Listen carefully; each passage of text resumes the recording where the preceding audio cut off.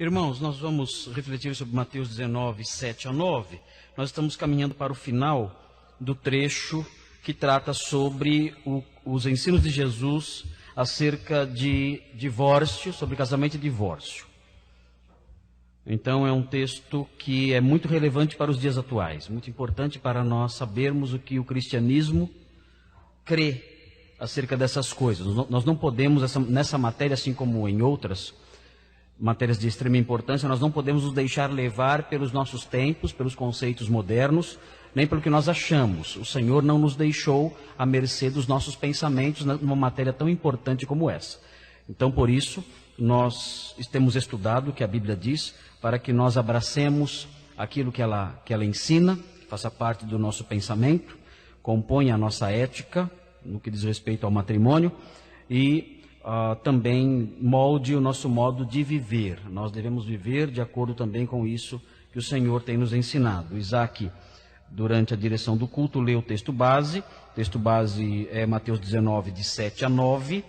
E esse texto eu vou dividi-lo em 3 partes. Esse texto, cada versículo vai dizer respeito a uma parte do meu sermão. Versículo 7 vai falar sobre uma concessão. No versículo 8 vai falar sobre o motivo da concessão. E o versículo 9 vai falar sobre os limites da concessão. Então, o versículo 7, a concessão, e essa concessão é a concessão para se divorciar. O versículo 8, os motivos da concessão, ou o motivo da concessão para divorciar-se. E versículo 9, os limites dessa concessão. Então, a mensagem será dividida nessas 3 etapas. Os irmãos devem se lembrar do contexto, da situação vital em que essas palavras de Jesus foram pronunciadas. O Senhor Jesus ensinou, disse essas palavras que foram lidas há pouco pelo Isaac. O Senhor Jesus as disse dentro do contexto em que ele estava sendo questionado por seus inimigos acerca do divórcio. No versículo 3, os irmãos têm a pergunta que os fariseus, inimigos de Jesus, fizeram capciosamente para Jesus, a fim de enredá-lo, a fim de fazê-lo tropeçar em alguma palavra. E a pergunta era: é permitido ao homem divorciar-se de sua mulher por qualquer motivo? Resposta do Senhor foi que não, e o Senhor Jesus apelou para o ensino de Gênesis. O Senhor Jesus citou que o Criador os fez desde o princípio homem e mulher, e ordenou: deixará o homem pai e mãe, se unirá a sua mulher, e serão os dois uma só carne. Com a menção desses versículos, o Senhor Jesus disse que eles não podem se separar. O Senhor conclui dizendo que Deus uniu, o homem não separe. Logo, no ensino bíblico, à luz do modo como o Senhor vê o ensino bíblico, veterotestamentário, o divórcio é proibido. Não se pode separar, o casal casado não pode se separar. Esse é o ensino bíblico conforme o Senhor ensina aqui, conforme o Senhor Jesus interpreta os textos veterotestamentários. Os inimigos de Jesus entenderam isso. E a prova de que os inimigos de Jesus entenderam que ele estava proibindo o divórcio é a reação deles. Quando eles ouviram o Senhor falar isso, eles mencionaram uma concessão dada por Moisés. Eles entenderam que o ensino de Jesus era nesse aspecto, nesse sentido. Não pode haver divórcio. Esse era o ensino de Jesus. Eles então disseram: vamos agora pegá-lo então, vamos enredá-lo então, vamos fazer com que ele caia numa armadilha. Por quê? Eles dizem no versículo 7, eles lhe responderam: então, por que Moisés mandou dar-lhe documento de divórcio e mandá-la embora? O que eles querem dizer com isto? Eles não estão interessados em aprender, eles não estão interessados em mudar a sua visão das coisas, Eles não estão preocupados com a santidade do casamento ou em crescer no conhecimento daquilo que o Senhor queria ensinar sobre essa matéria. Eles estão querendo, com esta pergunta, dizer que o ensino de Jesus contrariava o Pentateuco.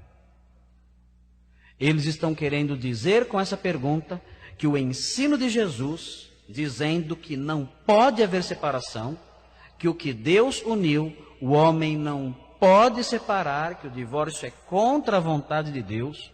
Eles estavam dizendo com isso, que eles estavam questionando essa posição de Jesus, dizendo com isso o seguinte: o Senhor, ao dizer isso, o Senhor está rejeitando o ensino de Moisés.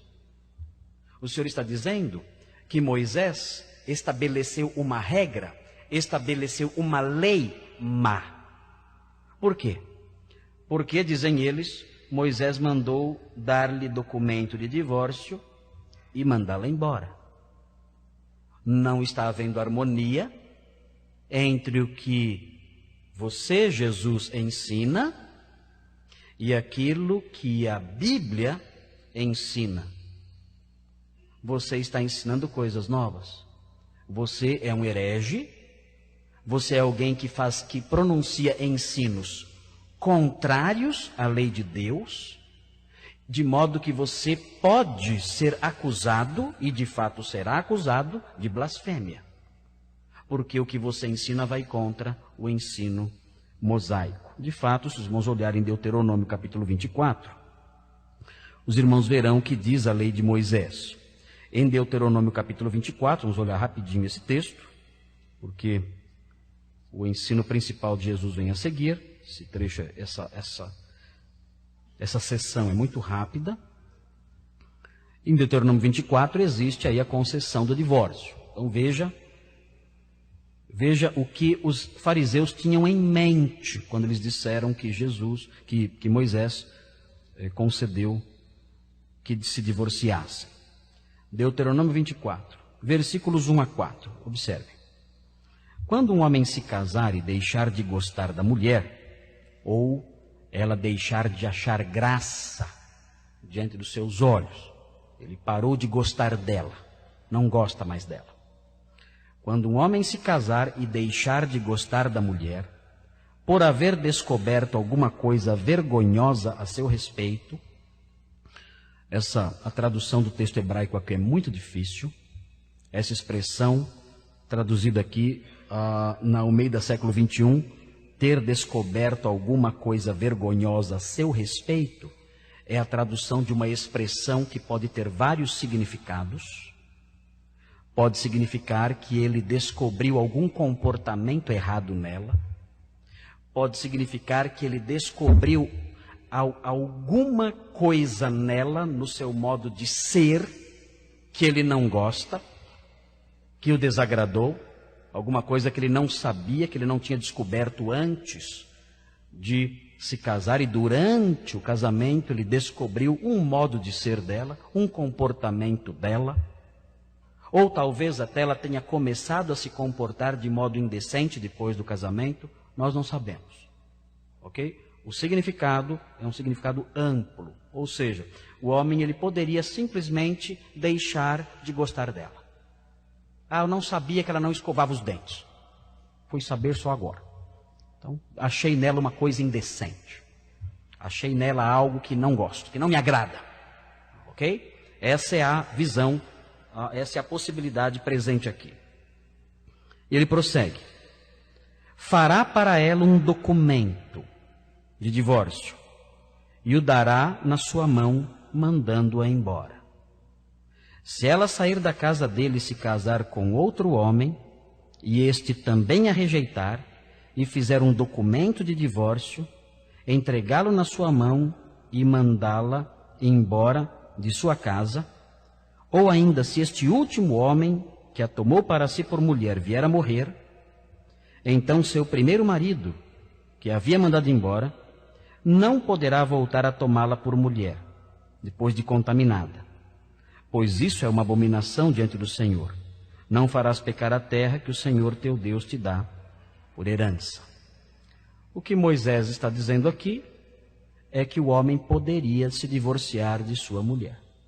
Vendo nela algo que ele não gostava, ou deixando de gostar dela, ele poderia dar um documento para ela, escrevia uma carta de divórcio, dava um documento para ela, aquilo deveria ter uma certa publicidade, e ela então estava liberada do seu vínculo conjugal.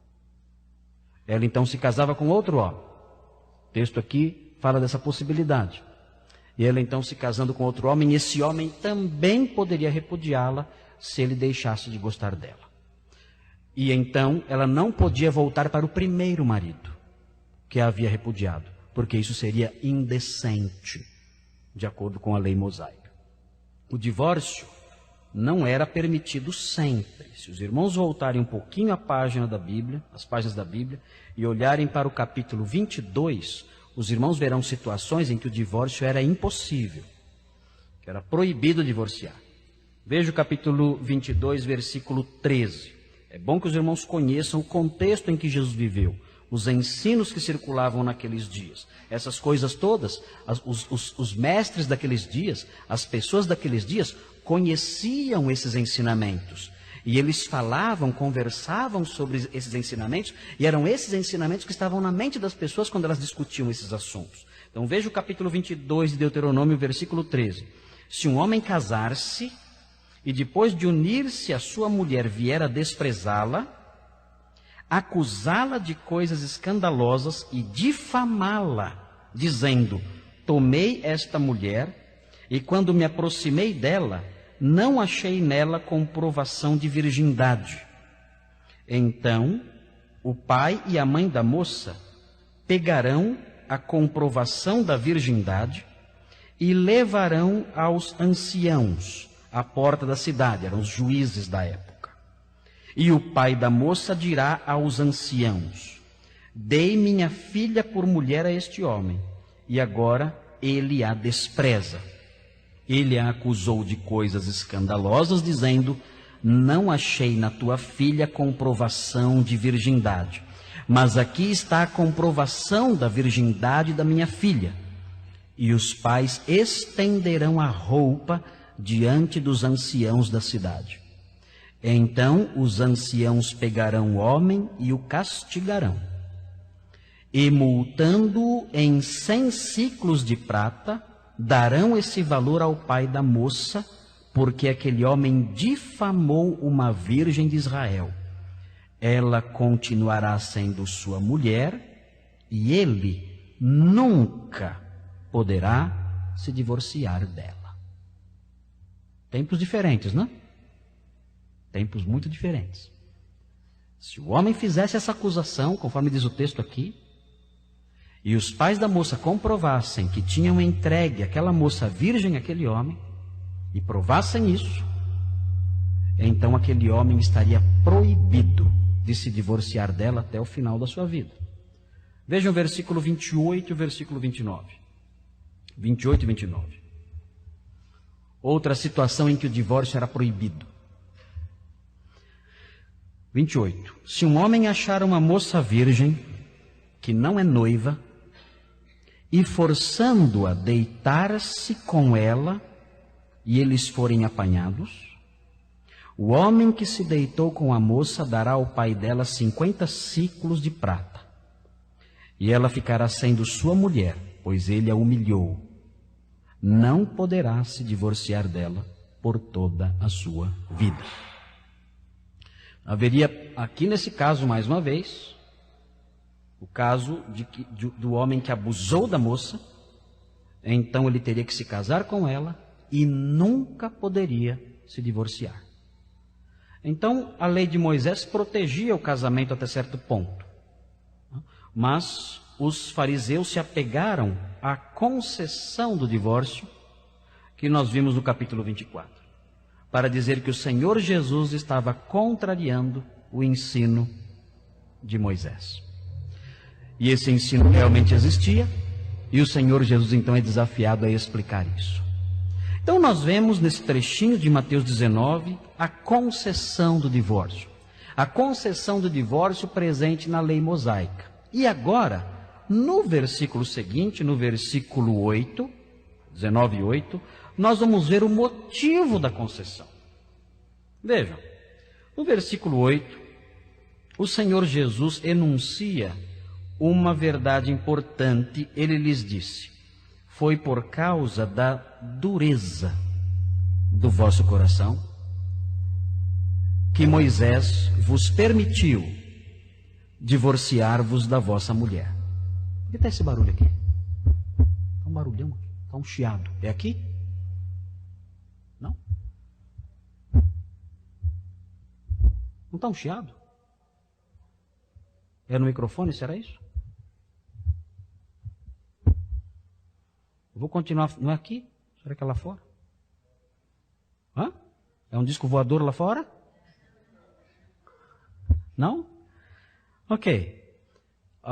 O Senhor Jesus então dá o motivo da concessão.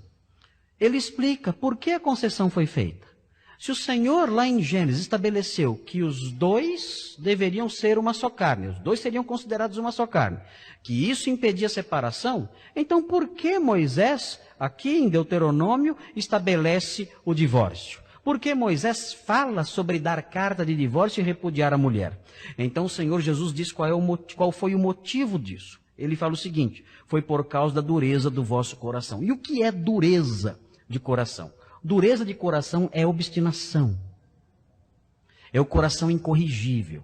Ele não aceita a correção. Ele não aceita o ensino da palavra de Deus. Isso é dureza de coração, obstinação. Dureza de coração também é perversidade. Moisés disse que poderiam dar carta de divórcio por causa da maldade dos homens, por causa da perversidade do coração deles, por causa da obstinação deles. O Senhor sabia, Deus sabia, Moisés sabia, por inspiração divina, que aqueles homens poderiam até matar sua esposa se não gostassem dela. Sabia da maldade que havia neles. Sabia do quanto eles eram fechados para o ensino de Deus presente lá no Gênesis. E então, por causa disso, foi feita essa concessão. Mas notem, é importante ver como o Senhor Jesus muda o verbo aqui. Se os irmãos olharem para o versículo 7 diz: então por que Moisés mandou? Mas quando o Senhor Jesus responde à pergunta, ele fala: foi por causa da dureza do vosso coração que Moisés vos permitiu. Moisés nunca mandou divorciar-se. Moisés nunca deu ordens para que houvesse divórcio. Moisés nunca estabeleceu uma lei facilitando o fim do vínculo matrimonial. Não, isso já existia. O divórcio já existia antes da lei, no meio do povo de Israel e nas mais diversas culturas. Moisés, ele permitiu que fosse dada a carta de divórcio para regulamentar uma situação que já existia. Ele não criou isso. Moisés não inventou o divórcio. Ele regulamentou a situação já existente para evitar males maiores. Para evitar males maiores, para que não houvesse maus tratos sobre as esposas, para que não houvesse até mesmo assassinatos, tendo como vítimas as esposas. Então, Moisés regulamentou aquela prática já existente. Não criou isso, não inventou isso, não estabeleceu isso, não ordenou isso, mas regulamentou dizendo: ok, por causa da dureza de vocês, por causa da maldade de vocês, por causa da obstinação de vocês, vocês poderão se separar de suas esposas. Mas o Senhor Jesus disse: não foi assim desde o princípio. Essa ordem de Moisés, ou essa permissão, melhor dizendo, de Moisés, para que o marido se separasse da sua esposa, não se harmonizava com o ideal de Deus em Gênesis. Era uma concessão feita por causa da maldade do coração daquelas pessoas. Moisés fez isso, estabeleceu essa lei, protegendo a esposa, estabelecendo dos males o menor. O divórcio seria um mal menor, do que o sofrimento e a morte das esposas, e por causa disso Moisés permitiu que isso acontecesse. Mas não foi assim desde o princípio, disse o Senhor. O ideal de Deus no início era que jamais isso acontecesse. É importante notar que quando o Senhor Jesus estabelece aqui que Moisés permitiu o divórcio, mas que isso não se harmonizava com o ideal de Deus desde o princípio, existe aqui, quando olhamos para a conjugação dessas expressões com o versículo 9 que diz, mas eu vos digo, colocando aqui um contraste no que foi estabelecido anteriormente, existe aqui um claro sinal de que essas orientações de Moisés eram temporárias. Moisés estabeleceu o divórcio, Moisés permitiu o divórcio, disse o Senhor Jesus, mas eu vos digo. Com essa expressão, o Senhor Jesus está mostrando que essa concessão para divorciar-se, nos termos que Moisés permitiu, era uma concessão temporária. Por quê? Porque na nova aliança, os homens que crescem em Cristo estariam debaixo de um novo pacto, de uma nova realidade, não estariam mais sujeitos à lei. Essas coisas que Moisés estabeleceu na sua lei, nós, os cristãos, nós que estamos debaixo de uma nova aliança, nós que somos crentes, estamos debaixo da aliança inaugurada pelo sangue do Senhor Jesus na cruz, nós não estamos mais debaixo disso. Existem diversos textos na Sagrada Escritura, nós não vamos abrir em todos eles, mas há diversos textos na Sagrada Escritura que estabelecem que nós estamos livres da lei. Livres da lei mosaica. O apóstolo Paulo fala em 1 Coríntios 9:20, tornei-me judeu para os judeus a fim de ganhar os judeus. Para os que estão debaixo da lei, tornei-me como se estivesse sujeito à lei, embora eu mesmo não esteja debaixo da lei, disse o apóstolo Paulo. O apóstolo Paulo escreve em Gálatas 3:19, nos versículos 23 a 25. Qual era então o propósito da lei? Foi acrescentada por causa das transgressões até que viesse o descendente a quem se referia a promessa, e foi promulgada por meio de anjos, pela mão de um mediador. Antes que viesse essa fé, estávamos sob a custódia da lei, nela encerrados, até que a fé que haveria de vir fosse revelada. Assim, a lei foi nosso tutor até Cristo, para que fôssemos justificados pela fé. Agora, porém, tendo chegado à fé, já não estamos mais sob o controle do tutor. Estamos livres do jugo da lei. Em Efésios 2, 14 e 15, pois ele é a nossa paz, o qual de ambos fez um e destruiu a barreira, o muro de inimizade, anulando em seu corpo a lei dos mandamentos expressa em ordenanças. Ele anulou a lei dos mandamentos expressa em ordenanças. Em Colossenses 2, 13 e 14, quando vocês estavam mortos em pecados e na incircuncisão de sua carne, Deus os vivificou com Cristo. Ele nos perdoou todas as transgressões e cancelou a escrita de dívida, que consistia em ordenanças. Ele cancelou isso e que nos era contrária, ele a removeu, pregando-a na cruz. Em Hebreus 7, 18 a 19, a ordenança anterior, a lei é revogada, porque era fraca e inútil, pois a lei não havia aperfeiçoado coisa alguma, sendo introduzida uma esperança superior pela qual nos aproximamos de Deus. A lei deixou de vigorar sobre os cristãos.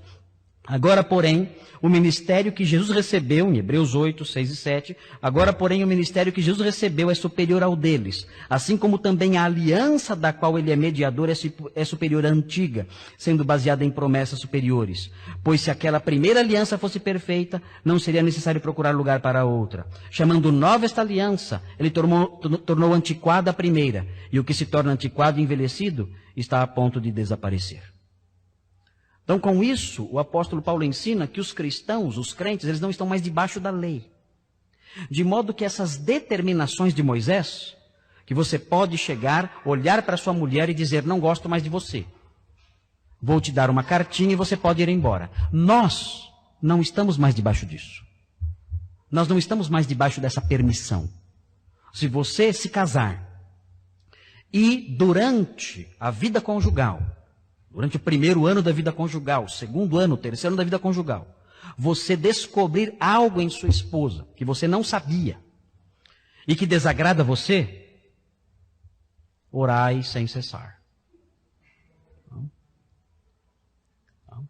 Não há como você se basear nos ensinos de Moisés, em Deuteronômio 24, não há como você pegar esse texto e falar, eu vou fazer o que Moisés diz aqui. Eu vou escrever uma cartinha, dando liberação para minha esposa, para que ela vá embora, e eu estarei livre para me casar, e ela também estará livre para se casar. Se você pensa em fazer isso com base no texto que eu li, esqueça. Porque o Senhor Jesus, quando citou isso, ele disse, isso foi dado por causa da dureza do coração de vocês, e mais, eu vos digo. O Senhor Jesus, ao dizer, eu vos digo, apontou para a temporalidade daquelas normas. E o ensino geral do Novo Testamento estabelece que nós não estamos mais debaixo da lei de Moisés. Nós, maridos, não podemos mais olhar para a esposa e dizer, não dá mais. Tchau, não gosto mais de você. As senhoras estão reclamando, eu acho, porque estão pensando, mas e a mulher não podia dar uma cartinha? A mulher não. A mulher não podia dar cartinha, só o homem podia. Mas isso é injusto. Tem que brigar com Moisés. Né? Agora, o cristianismo igualou todos. Agora, nem o homem pode dar cartinha, nem a mulher. Ninguém pode dar cartinha mais. Você se casou? Me casei. Isso é por toda a sua vida. A única cartinha que vai liberar você é a certidão de óbito da sua mulher. Isso vai liberar você. Espero que você não faça nada para promover a produção desse documento. Então, notem. O Senhor Jesus, sendo questionado, foi colocado diante de uma concessão, que está no versículo 7. Moisés ordenou dar carta de divórcio. O Senhor Jesus explicou o motivo da concessão. Disse, ele não ordenou, ele permitiu que vocês fizessem isso. Não era para ser assim. O Criador os criou homem e mulher e fez deles uma só carne. Estabeleceu essa realidade de uma só carne no casamento. Não era para ser assim, mas foi por causa da dureza do coração de vocês que Moisés permitiu que isso acontecesse. Porque vocês são maus, porque se não houvesse essa concessão, poderia acontecer até de vocês agredirem e até matarem as esposas de vocês. O coração de vocês é mau, vocês são obstinados, vocês não aceitam a palavra de Deus, e por causa disso, para reduzir o sofrimento e a desgraça nos lares, Moisés permitiu para tentar salvar um pouquinho as coisas.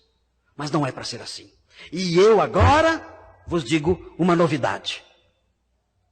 E ele introduz então o seu ensino, que mostra que as concessões de Moisés foram temporárias. E essas concessões de Moisés, quando vistas sob a ótica do ensino geral da Bíblia, do Novo Testamento, aprendemos, isso tudo ficou para trás. Às vezes a gente sente vontade de dar uma cartinha. Eu não sinto nunca. Mas eu sei que muitas pessoas sentem. A vontade, como seria bom se eu visse na época de Moisés. Uma cartinha resolveria tudo. Estava liberado. Mas isso não é possível mais. Os textos que eu li mostram, não estamos mais debaixo da lei. Muito bem. Irmãos, esse trechinho é um trechinho fácil. Essas duas partes do nosso estudo são duas partes muito simples, muito fáceis. Nós compreendemos com muita facilidade o versículo 7. Fazemos apenas uma remissão ali ao livro do Deuteronômio. Nós compreendemos com relativa facilidade o versículo 8.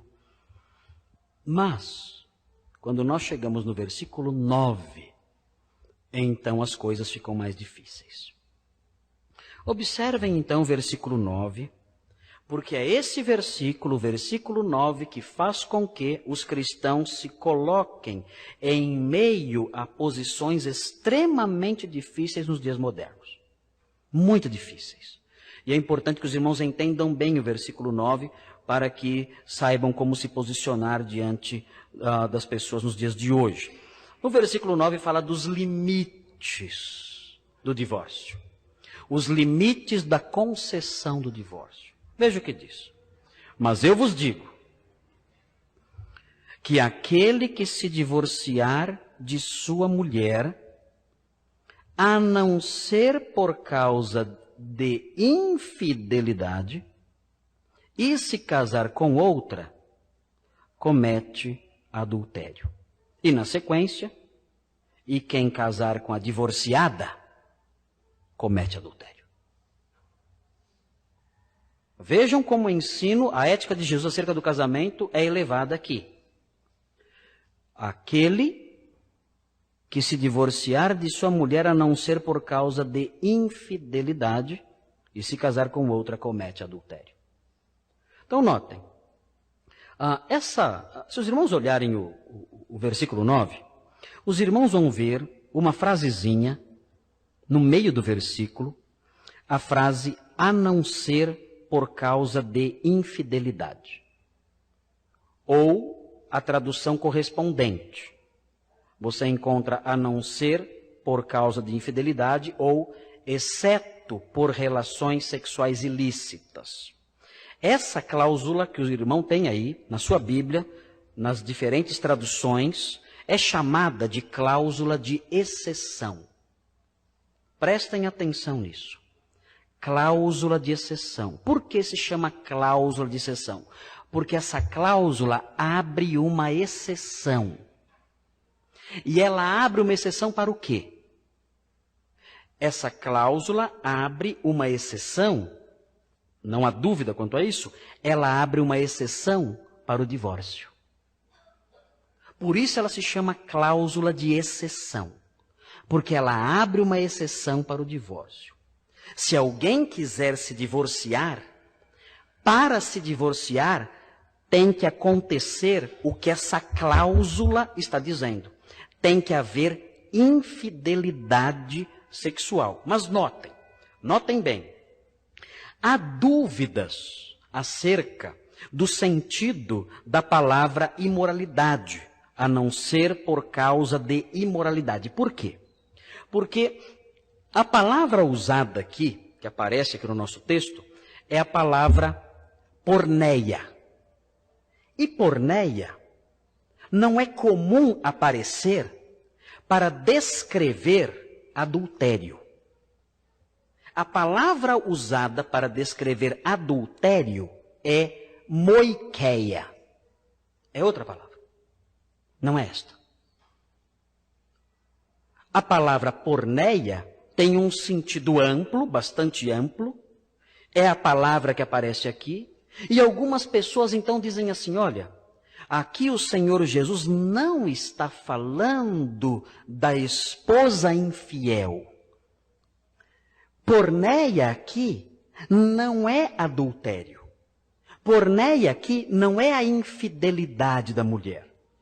Se o Senhor Jesus quisesse falar sobre a infidelidade da mulher, o texto aqui, no texto apareceria a palavra moikeia, que significa adultério.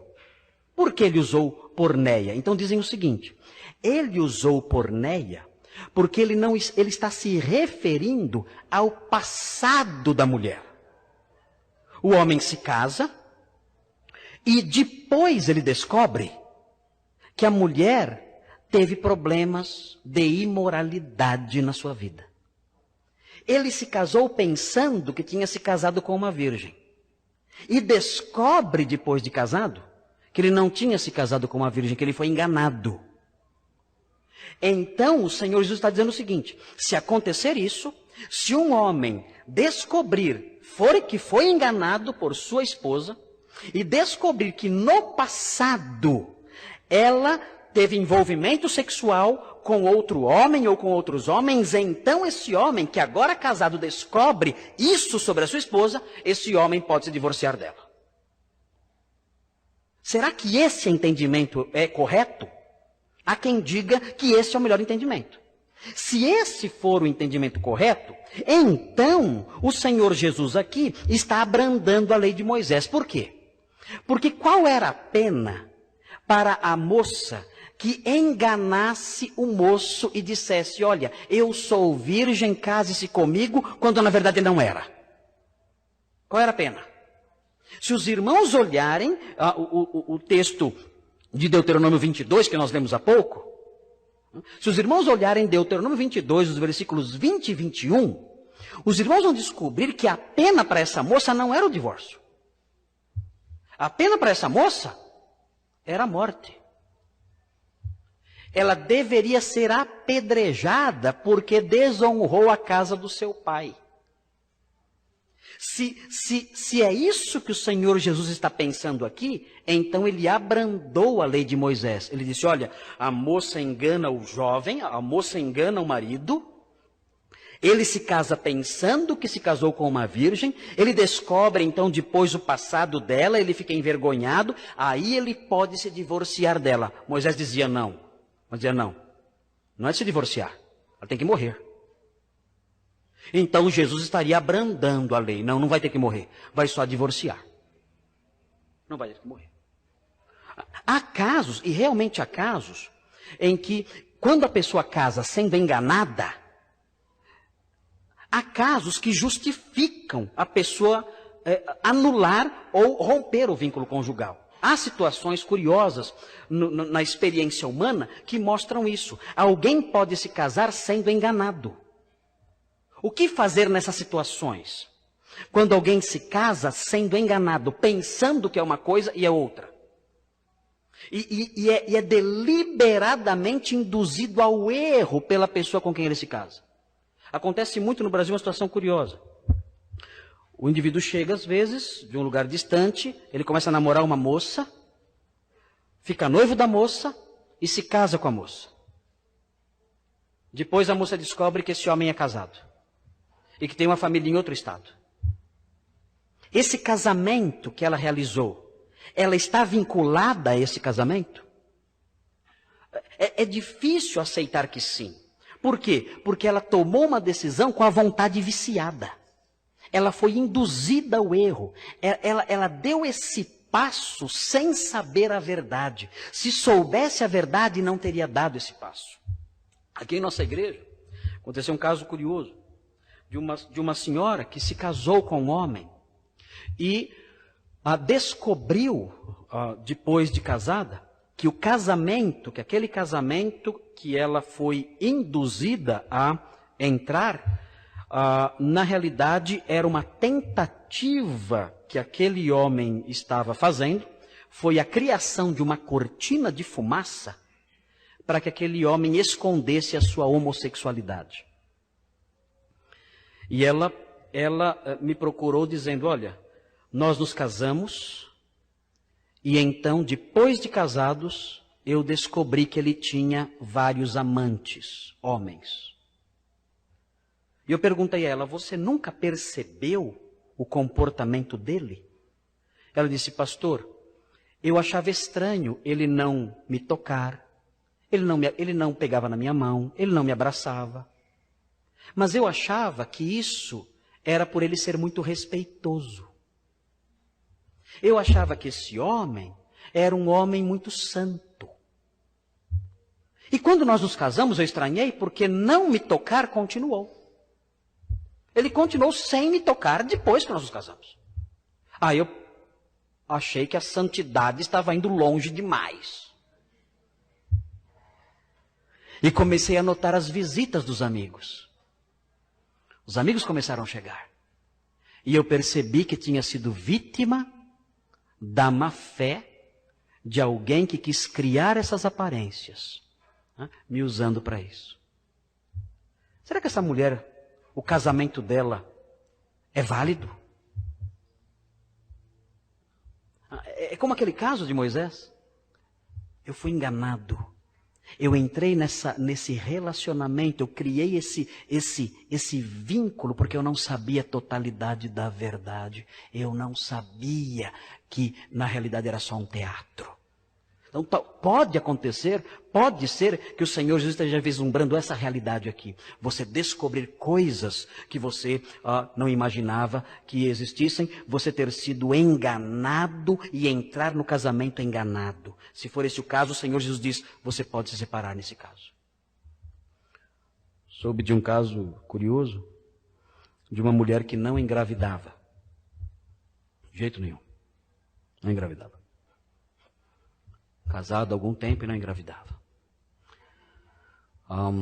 Foi ao médico, fez vários exames, então os médicos descobriram que na realidade, por dentro, ela era um homem. E ela não sabia o que dizer ao marido, era hermafrodita. Não sabia o que dizer ao marido, ela dizia, eu não sei o que eu sou. Eu não sei se eu sou uma mulher com órgãos masculinos, ou se eu sou um homem com órgãos femininos. Alguns órgãos femininos, eu não sei o que eu sou. Então, são situações em que surge o casamento e a pessoa abraça esse compromisso, privada de certas informações que poderiam modificar totalmente a decisão da pessoa. E pode ser que o Senhor Jesus esteja falando sobre isso aqui. Essa é uma possibilidade. São casos terríveis, são casos de muito sofrimento, são casos extremos. Outras pessoas entendem que porneia significa sim infidelidade conjugal. Se porneia significa infidelidade conjugal, então, mais uma vez, o Senhor Jesus abrandou a lei de Moisés, porque no caso de infidelidade conjugal, a pena da lei de Moisés era a morte dos dois. Tanto do homem quanto da mulher adúlteros. Tanto da mulher como do seu amante. Tanto do homem como da sua amante. Os dois tinham que ser apedrejados e mortos. O Senhor Jesus aqui no caso, ele abrandou a pena. Ele diz, pode separar nesse caso. E se é essa a hipótese que o Senhor está vislumbrando aqui, então, de fato, existe só uma possibilidade do crente ter a iniciativa de se divorciar do seu cônjuge. E essa única possibilidade é o adultério. Só no caso do cônjuge adulterar, então, de acordo com o ensino de Jesus, é possível a separação. Mas essa parte deste ensino não é uma parte muito difícil. Essa parte é uma parte relativamente fácil de compreender, porque o texto é claro aqui. Ou relativamente claro, desde que nós entendamos porneia como infidelidade conjugal. O problema vem depois. O problema é, e se casar com outra? A questão que é levantada aqui é a seguinte.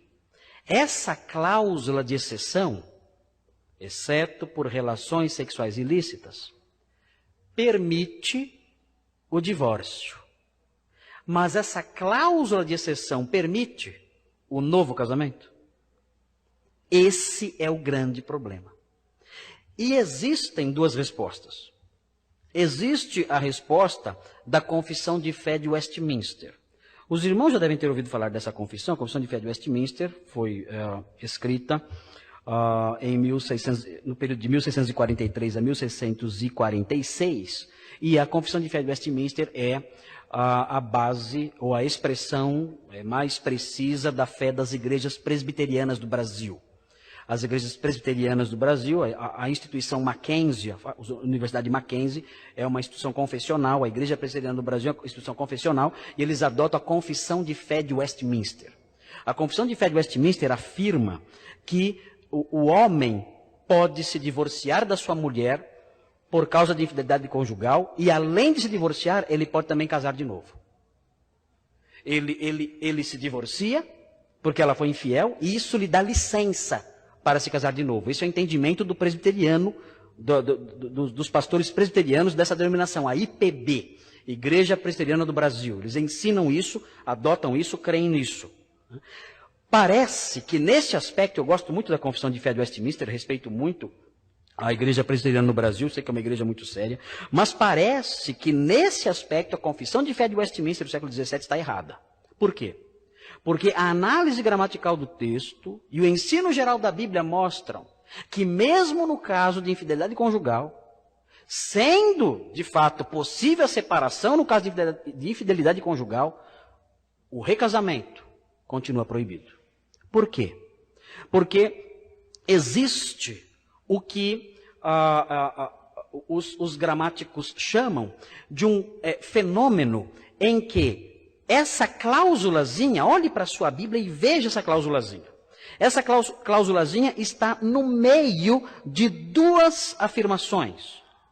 Essa cláusulazinha está no meio de duas afirmações. A primeira afirmação diz assim: aquele que se divorciar de sua mulher. É a primeira afirmação. A outra afirmação é: e se casar com outra. São duas afirmações. No meio está a cláusula de exceção. A cláusula de exceção diz: a não ser por causa da infidelidade. Então, olhem para o versículo. Vejam as três cláusulas. A primeira cláusula: aquele que se divorciar de sua mulher. É a cláusula 1. Aí vem a cláusula de exceção: a não ser por causa de infidelidade. É a cláusula de exceção. E aí vem a segunda cláusula: e se casar com outra. É a segunda cláusula. Há quem diga o seguinte, os gramáticos dizem o seguinte: essa cláusula de exceção, que está no meio das duas frases, ela só se aplica à primeira cláusula, ela não se aplica à segunda cláusula.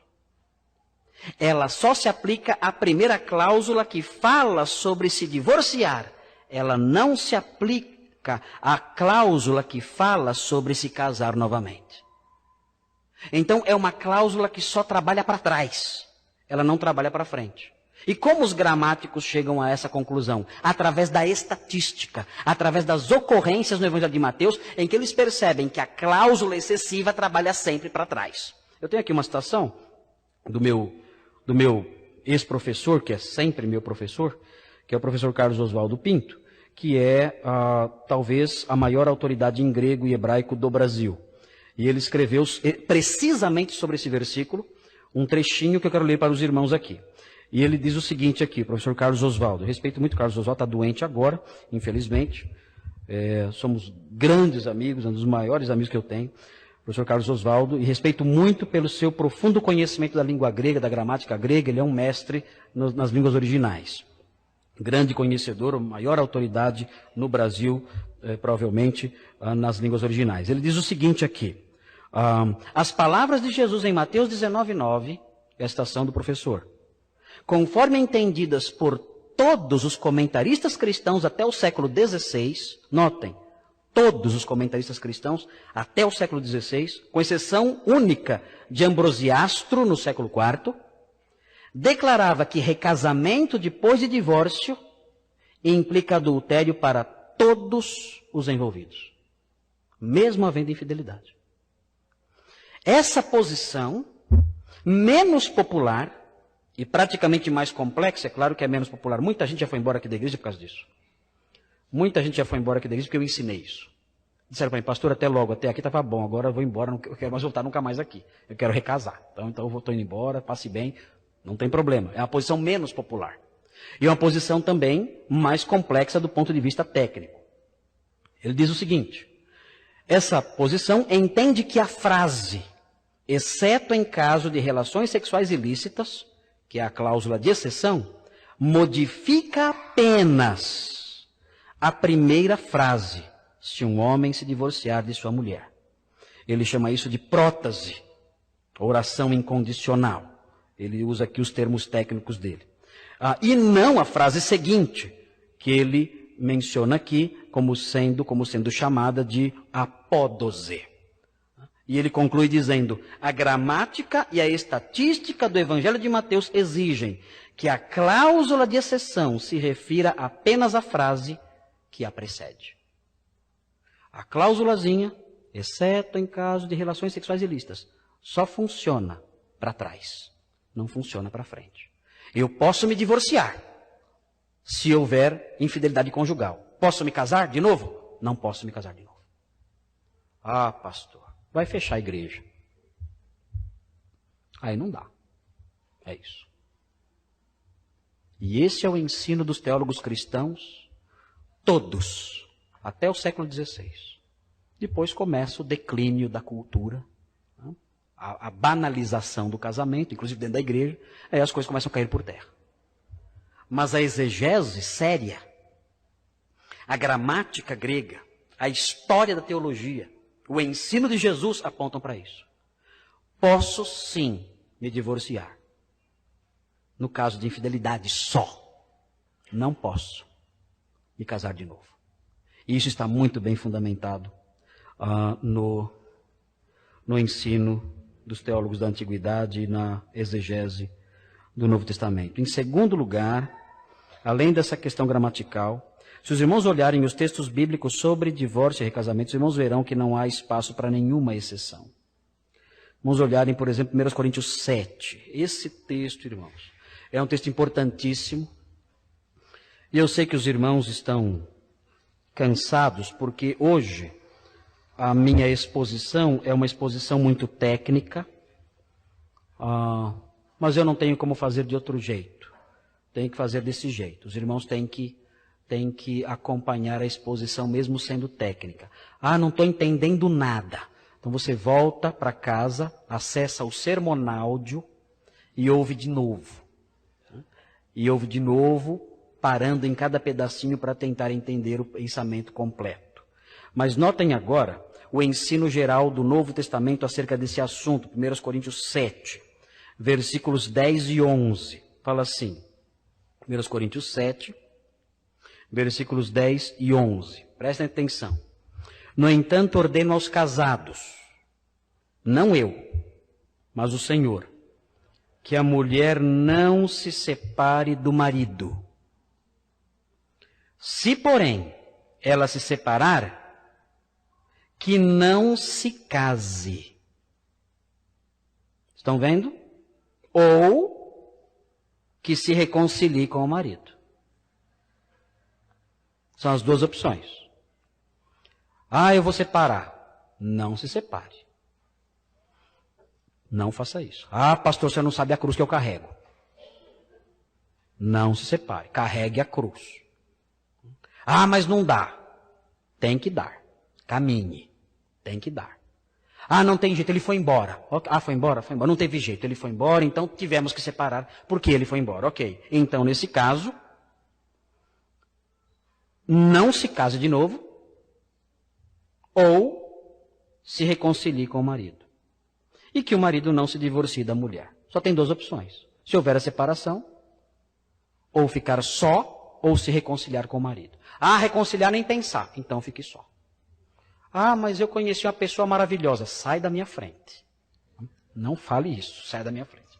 A pessoa maravilhosa para você é o seu marido. Mas não é.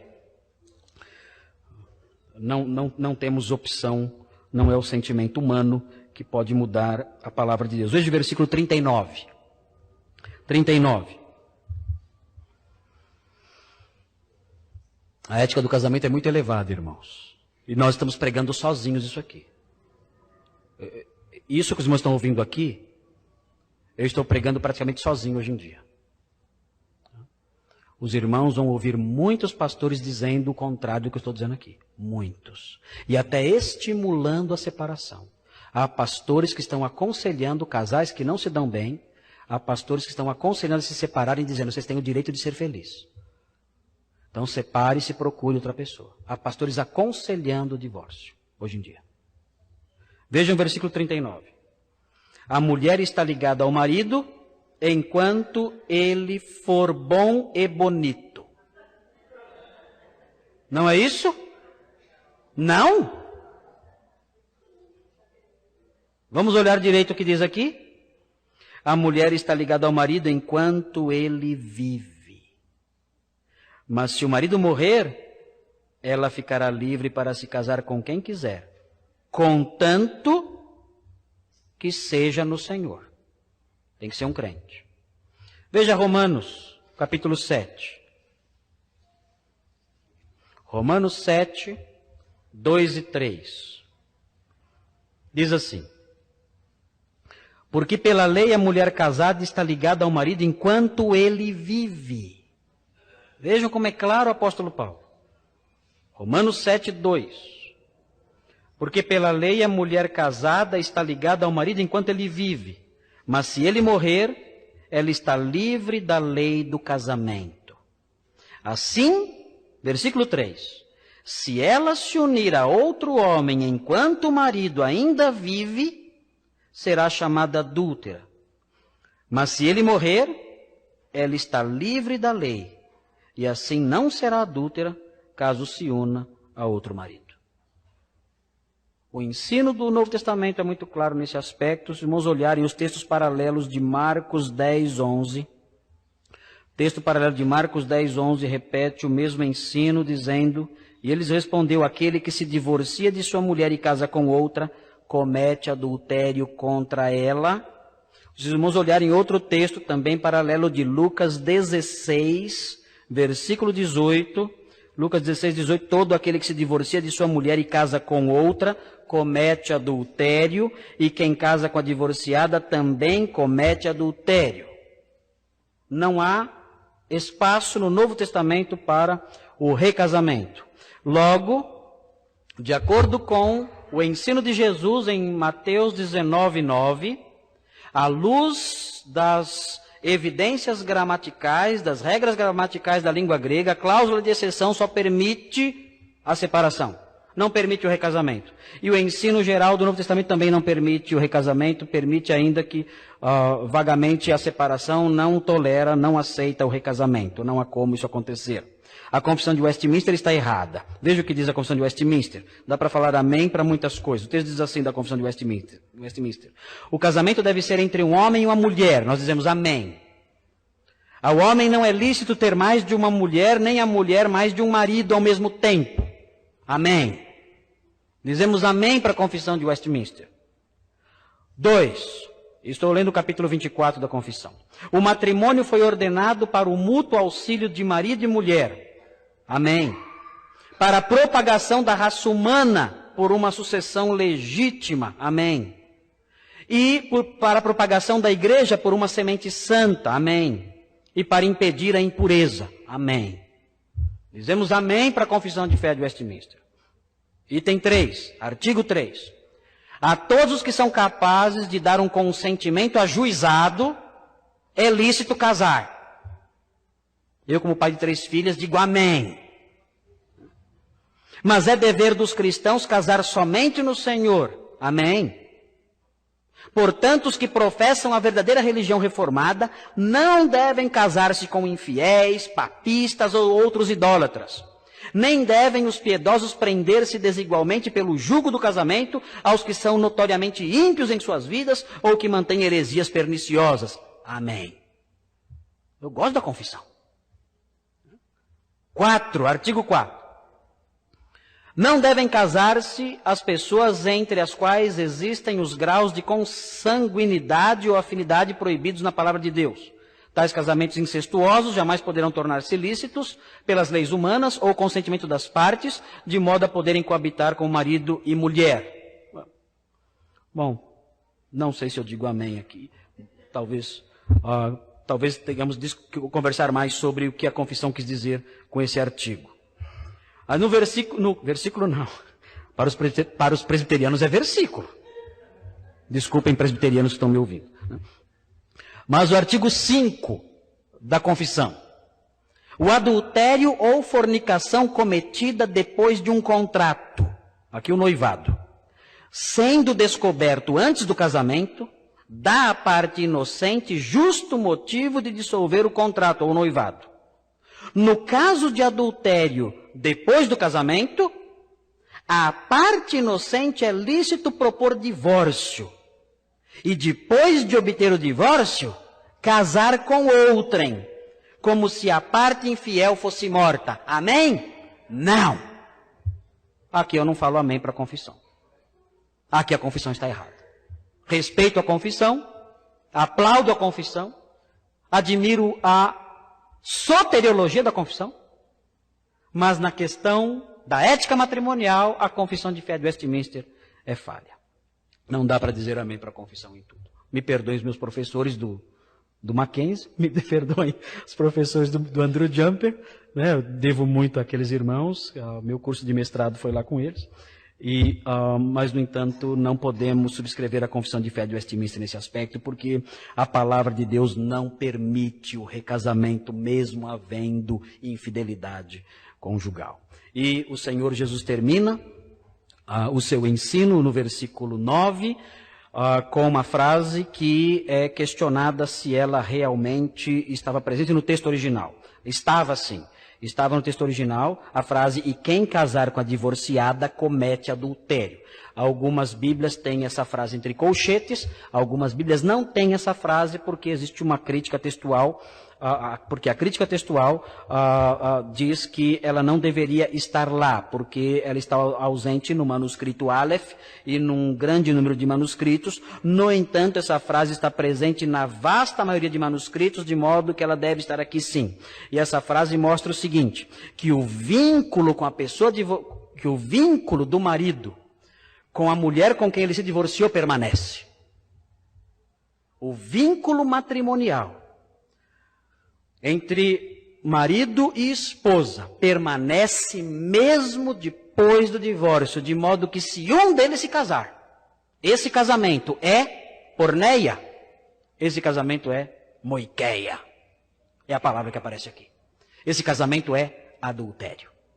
É o ensino de Jesus aqui. Eu vou concluir. É curioso. Geralmente as pessoas, quando querem minimizar a realidade ou a veracidade de um ensino como esse, elas falam assim para mim: só você, pastor, ensina isso. Só você está certo. Todos os pastores estão errados, só você está certo. Recentemente eu fui no debate na televisão para brigar com um pastor que defendia dom de profecias e briguei bastante. Quem quiser ver a briga vai no site, está lá o programa lá. E um dos argumentos que usaram para tentar me intimidar foi que só eu ensinava aquilo ali. Isso é mentira. Não sou só eu que ensino aquilo. Muita gente ensina aquilo que eu ensinei lá durante o programa de televisão.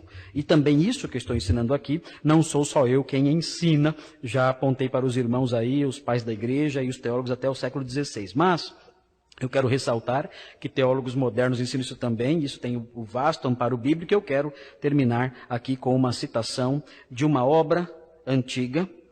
O que acontece é que poucos ensinam isso hoje, porque a ética matrimonial se tornou muito flexível nos dias modernos. No passado, esse ensino que eu estou pronunciando aqui diante dos irmãos, no passado esse ensino reinava entre os teólogos com uma frequência muito maior, com um número muito maior. É muito triste saber que hoje nem os presbiterianos estão do nosso lado. Até eles estão apoiando o recasamento no caso aí de infidelidade conjugal.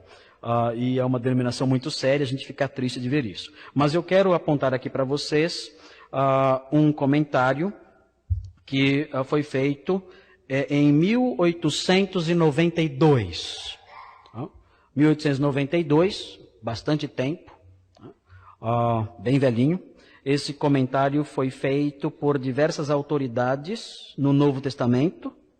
A parte homilética foi feita pelo reverendo B.C. Coffin, do Worcester College, em Oxford, e um outro número imenso aqui de pastores e comentaristas daquela época. E o comentário diz o seguinte, esse comentário de 1892, diz assim: aqueles que admitem que o divórcio é permissível no caso de adultério da esposa, são unânimes em afirmar que, de acordo com o ensino de Cristo, o recasamento é proibido ao marido enquanto a ex-consorte estiver em vida. É preciso insistir a partir disso que o divórcio, mesmo nesses casos de infidelidade, não destrói o vínculo matrimonial. E se debaixo dessa condição, que é o adultério, o vínculo matrimonial não desaparece, certamente não poderá desaparecer debaixo de nenhuma outra condição. Pois nenhum outro golpe contra o casamento poderá ser mais severo do que o adultério. Se nem esse golpe tão severo destrói o vínculo, nada destrói o vínculo. De modo que o homem não pode casar-se novamente. A solução oferecida para essa dificuldade, a dificuldade do versículo 9, é a seguinte. Cristo contempla aqui simplesmente o que costuma se chamar de separação judicial. Ele afirma que nenhum motivo comum a justifica, mas somente a fornicação, o adultério. E prossegue dizendo que esse divórcio especial, essa separação, não libera o homem para se casar de novo, pois ele está ligado pela lei à sua esposa enquanto ela viver. Você sabe quando você vai se livrar do seu cônjuge? Haja o que houver. Sabe quando? Só quando ele morrer. Isso é importante saber? É importante saber. Por quê? Há jovens aqui. Levem muito a sério suas decisões. Muito a sério. Jovens, levem muito a sério suas decisões, porque o mundo facilita muito as coisas, mas a palavra de Deus não muda. Quando você for se casar, dê um passo com segurança e certeza, porque esse passo não tem volta, esse vínculo não se dissolve, não importa o comportamento do seu cônjuge, não importa o que o seu cônjuge faça. Você será esposo ou esposa dele até a morte. Nada poderá mudar isso. Pense bem antes de casar. Os discípulos disseram para Jesus, é melhor então ficar solteiro. Foi o que os discípulos disseram. É melhor então não se casar. Foi a reação normal dos discípulos. Mas isso é o sermão de domingo que vem. Nós vamos saber domingo que vem se é melhor casar ou não. Ok? Mas aos jovens, levem muito a sério essa decisão. Aos casados, como nós podemos aplicar isso? Simples. Primeiro, não se separem. Casais que estão aqui e que pensam em se separar, joguem esse pensamento fora. Não se separem em hipótese nenhuma. O vínculo que existe entre vocês é um vínculo que não depende da vontade de vocês. O vínculo que existe entre vocês é um vínculo milagroso estabelecido por Deus. E nada, nem a distância física, nem o pecado da outra parte pode dissolver esse vínculo. Vocês têm que ficar juntos até o fim. Não se separem. Perdoem-se. Perdoem-se mutuamente. Deem as mãos. Deixem as coisas que ficaram para trás no seu devido lugar, lá atrás. E caminhem com coragem, com vigor, com entusiasmo para frente, perdoando o que foi feito. Aqueles que estão aqui, que já se separaram, não houve como remediar isso. Não se casem novamente, enquanto a pessoa de quem você se separou estiver viva. O Senhor saberá agir na sua situação, lhe dará forças, vigor, dirigirá a sua história. Mas não se case enquanto a sua esposa ou seu marido estiver vivo. Uma outra orientação. As pessoas que chegam na nossa igreja e chegam aqui já recasadas. E chegam aqui já recasadas porque cometeram essa prática nos tempos de incredulidade ou nos tempos de ignorância, não sabiam. O que devemos fazer? Nós devemos acolher essas pessoas. Nós não podemos imaginar criar na nossa igreja uma igreja perfeita. Se o Senhor Deus acolhe essas pessoas e as perdoa, nós devemos acolhê-las também. Nós não somos melhores do que Deus. Se o Senhor há de recebê-las no céu, nós podemos recebê-las em nossa casa também. Há muitas pessoas que chegam e entram por aquelas portas e trazem atrás de si uma história cheia de marcas, porque não tiveram orientação, porque não conheceram o Evangelho, porque não conheceram a Palavra de Deus, e chegam aqui quebrantadas, com várias marcas na sua vida, com vários traços na sua história que não são traços ideais. Como devemos agir com essas pessoas? Devemos recebê-las, acolhê-las, amá-las e tê-las em nosso meio como irmãos queridos que o Senhor resgatou. E o que fazer com aqueles que já conhecem, que conhecem o ensino de Jesus e ainda assim querem se separar e recasar? O que fazer? Nesse caso, é obstinação aberta. É o crente que sabe a verdade, conhece o ensino de Jesus e diz: eu não aceito esse ensino, vou fazer o que eu quero. O que a igreja deve fazer nesses casos é disciplinar essa pessoa por viver deliberadamente em pecado. Irmãos, esses são os ensinos que emanam de Mateus 19, 7 a 9. Se os irmãos tiverem dúvidas sobre esse ensino, é um ensino carregado, pesado, os irmãos podem procurar, eu terei prazer em ajudá-los nas suas dúvidas, nas suas questões.